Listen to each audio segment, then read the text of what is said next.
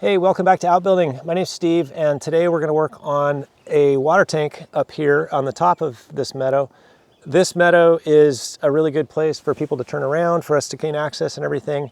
It's also about 75 to 80 feet above where the cabin that we're going to replace is. So we'll be able to use that differential to create enough head pressure that we won't have to do any sort of pumping or pressure system for the supply water.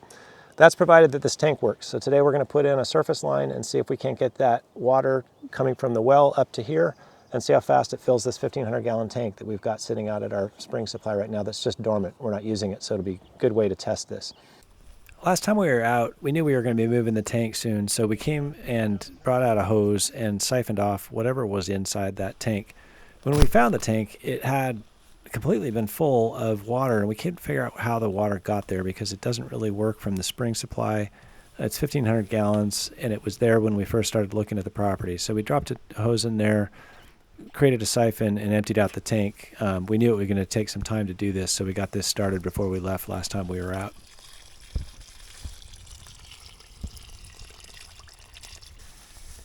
We also pulled a tape from the high point of the meadow where the tank was going to lie down to the well, just so that we knew kind of how much polypipe to bring so that we could do the surface test next time we came out.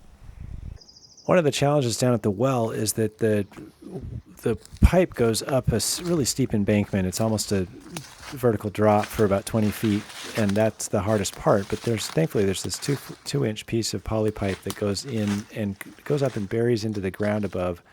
So we figured we'd try to source that out and figure out where that pipe went. So we took a pull tape, which is just a metal piece of metal that you usually use. It's got increments on it that show how long it is. You usually use it to fish wires and electrical conduit. We took this little widget that you put a transmitter on the wire end and sink I'm putting a little ground prod into the ground, and then we put a little transponder on there. That creates a signal on that wire, and it's a way you can find something buried underground. So with that signal in place, we were able to walk with a little divining rod type deal and figure out where the pipe was up above. And this thing's pretty finicky, but we were able to get it to work and kind of found a spot where we could then dig and try to find our pipe. Once we had a suspected spot, we then went ahead and dug a hole. And after digging the hole, we never found the pipe, but we realized if we had one of us on one end and the other person moving that fish tape up and down through the pipe, it actually made a fair amount of noise in the ground, and we could dig around and find it. So we used that and found the pipe. So now we're back to today. After all those preparations, we had to clear a path through the bramble. There's kind of mostly Scotch broom and some blackberry that we had to clear a path down towards where we found that buried pipe. And from there, then we had a decent route from the well up to the place that we wanted to drop the tank. This is a two-inch pipe that was sort of used, we believe, to sleeve a smaller pipe and the wiring that used to run the pump down here before we put in the solar. And we know that that's blocked about 60 or 70 feet up the hill. The nice part is the most challenging part of this hill is the first 20 feet of altitude gain or something, because there's sort of a little ledge there.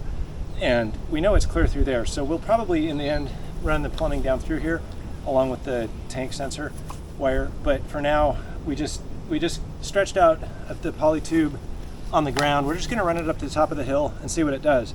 And it's interesting because we have a really low flow well, and we've got a bright sunny day today, and we've had the pump running for a while, and we've got a low well signal. So we've got it off right now. We'll see if it recharges.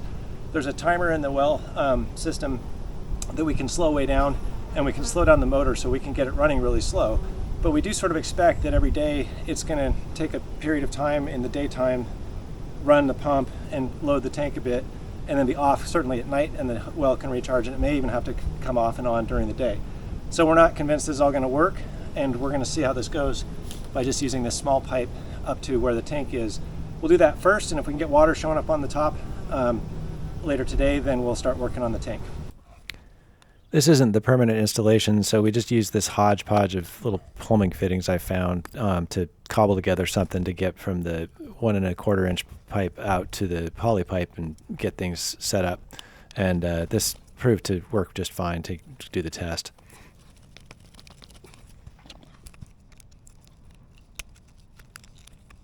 Okay, so this is the other end of that. Probably the fish tape we have has markings on it, and so it was 66 feet, I think, to where we can actually hear. We went a little bit further, and somewhere between about where the camera is and this spot, there's a blockage, and so we'll eventually trench to here. But again, we want to validate with the well being low and everything. We want to validate that we're going to get water up on top before we go to all the bother of trenching. So we've got the spool here. It's kind of we'll just drop it on the ground and kind of follow our path up that we cut in. And we'll get this loaded up and see if we get water up on top.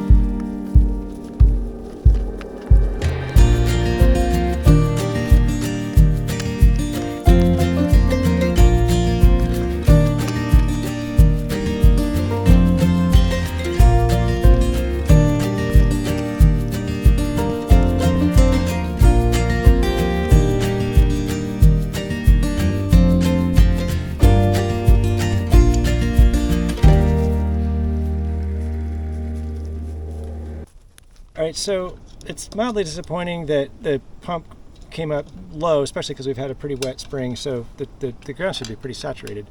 But at the same time, the pump, I think, pumps close to 5 gallons per minute, and the well recharges at sort of like 1 to 2 a minute. It's a slow well. And so inside the pump here are 2 dials, and one of the dials says how fast the pump goes. And so I'm going to slow it all the way down. Right now we have it about in the middle. And then there's also a delay that when it gets a well low signal, it'll delay for a certain period of time. So I'll turn that delay up. So that means we'll get slower and less frequent pulses, but hopefully that gives the well enough time to recharge. All right, so we went and had lunch and ran the tube and everything. So we'll go ahead and turn this on, and it'll start here. I'll just watch it for just a second to see that the pump comes on. So there's a well low signal that what we saw earlier. And then usually when you turn it on, it boots, and then we'll probably get a pump light, and then as it starts pumping, we'll get this MPPT light. And it's not super bright light right now, the sun. All right, so we're up at the top, and I expect this to be slow when it comes, but if I listen, I can hear kind of like I can hear the ocean. I can hear the ocean's right there. I can hear just a slow rush of air, so it's got a long way to come. And we should be able to almost see the pipe out there sitting in the field. It's kind of, you won't be able to see it in the camera, but it should sink a little once it gets some weight in it from water coming up. So yesterday our tests didn't work as well as we'd hoped. It was pretty late in the day by the time we got things going, and we kept getting a low power. The pump you could hear the pump moving and see some water coming. We had a small leak at the bottom and didn't get water up to the top. So we started the day, because the panel's in the shade in the morning, by going and trying to work on the tank first and trying to get the tank moved out. Our siphoning efforts proved fruitful, and so we had to tuck away the hose, and then the tank was just completely grown in, so we had to first just get hand tools and sort of clear out the brush and get a kind of work path around the tank. And the tank on the high side had been filled in with a bunch of dirt, I think just duff from the elk and other things walking by. It sort of pushed dirt down onto it. So it's pretty wedged in this little pit, and it had been full of water. It probably weighed a whole bunch. But now it's roughly empty, and so we were able to kind of clear around it and get a path all the way around the tank to work. Like we said, we had no idea how the tank got filled, but we ended up pulling the plug to get it completely to drain. And there was some silt in the bottom and some sediment, so it had been draining off of probably surface water from up the stream, but we're not sure. Anyway, we got it drained out and then started to kind of try to muscle the tank out of its little nesting spot. Fish that thing out.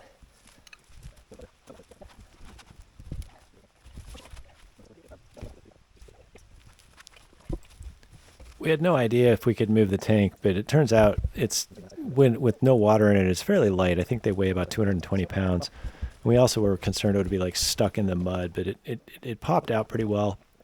And then we just sort of figured out a way to kind of create some skids to slide it on, sort of shimmied it over. We actually have our spring-fed supply underneath that, and we didn't want to pinch that pipe. So we kind of got things sorted out, took turns kind of pushing, pulling, moving pipes, moving skids, and got it moved out.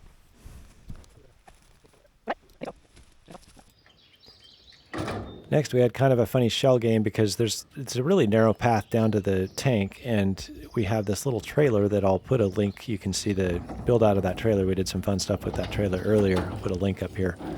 But anyway, we had to figure out how to get the trailer down there, get it turned around, get a tractor down there to lift the tank, and then get the Jeep down there to pull the trailer out. And so we got that sorted, and I've got some rocks here. Rocks are kind of hard to find around here, so I'm using those in the spring supply up above, so I figured I'd load those up to counterbalance the trailer and head on up towards the tank. And this trailer is awesome because it's basically a wheelbarrow. It's so light, and so it's pretty easy to move with one person, and proved really useful here.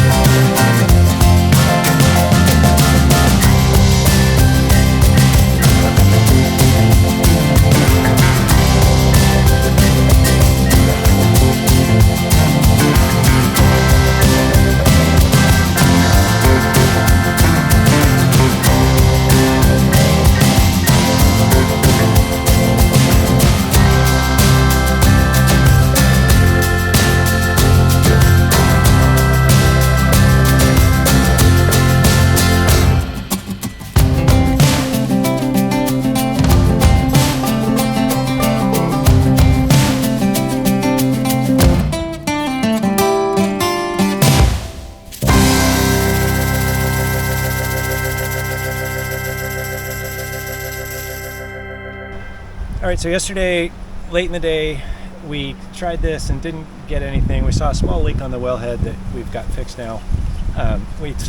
We were running it and we were getting low power, which meant that the sun angle had just gone way off to the side, so it was coming really obliquely across the panels.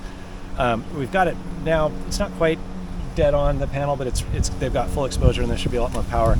We also turned the motor speed all the way up and the delay way down. So I think yesterday two things were working against us. We didn't have enough sun, But we also had drained the well down so far that then we were trying to push close to 150 feet of column up to the top. If that well has recharged, which we're hoping for, that brings 60 feet of that away, and we should be able to then be only doing 110 feet up to the top. Full power, full sun. If this works now, but it's marginal, then we know we can add more panels and get more power out of the pump. But we'll give it a try. So we're gonna turn it on here, watch to see if the lights come on, and then we'll head up to the top and see if anything's coming out of the top of the tube. All right, so it's taken a few minutes, but we're up at the top here, and here's the pipe. And Karen's just down the hill a little bit, and she can hear it coming in the pipe there, so it's slowly working its way up here. It's a long way up here, and it may mean that we need more solar panels, but it seems to be making progress. I see the pipe sinking a little bit. I think it's getting heavy because the water's coming around.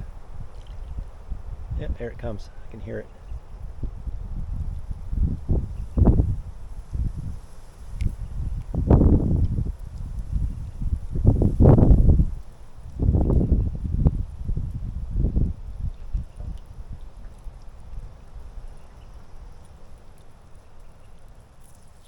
There it is. We're good.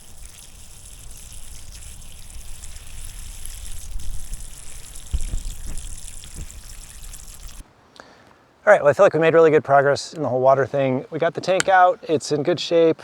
We've got somebody who'll come live in it while we're gone for a bit, but we can clean this up, scrub it out, hose it out with our spring water, and then we can bring it up to the top.